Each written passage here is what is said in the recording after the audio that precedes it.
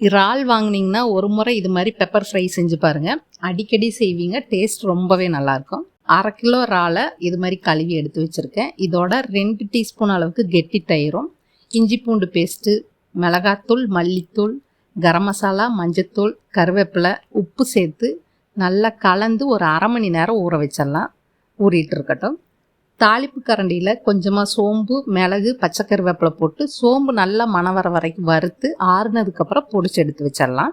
அடிகனமான கடாயில் நல்லெண்ணெய் விட்டுட்டு கடுகு, கொஞ்சமாக சோம்பு போட்டு பொரிஞ்சதுக்கப்புறமா நீளவாக்கில் கட் பண்ண பெரிய வெங்காயத்தை இது மாதிரி கலர் மாதிரி வர வரைக்கும் வதக்கிட்டு ஊறிட்டு இருக்க இறாலை இதோட சேர்த்து நிறைய கருவேப்பிலை, கொஞ்சமாக இந்த பாத்திரத்தை கழுவி கொஞ்சமாக இது மாதிரி கொஞ்சமாக மட்டும் தண்ணி சேர்த்து நல்லா ஒரு 2 நிமிஷம் கலந்து விட்டுட்டு மூடி போட்டு ஒரு 10 நிமிஷம் மீடியம் ஃப்ளேமில் வேக விட்டுறலாம். 10 நிமிஷத்துக்கு அப்புறம் திறந்து பார்த்தா மசாலாவோட பச்சை வாசனையெல்லாம் போய் இறால் நல்லா வெந்திருக்கு. சப்பாத்தி, வெள்ளை சாப்பாட்டுக்கு தொட்டுக்கிறீங்கன்னா இது மாதிரி தொக்கு பதத்தில் எடுத்துட்டா ரொம்பவே நல்லாயிருக்கும். ட்ரையாக வேணும்னா இன்னொரு 2 நிமிஷம் நல்லா பரட்டி விட்டால் ட்ரை ஆயிரும்.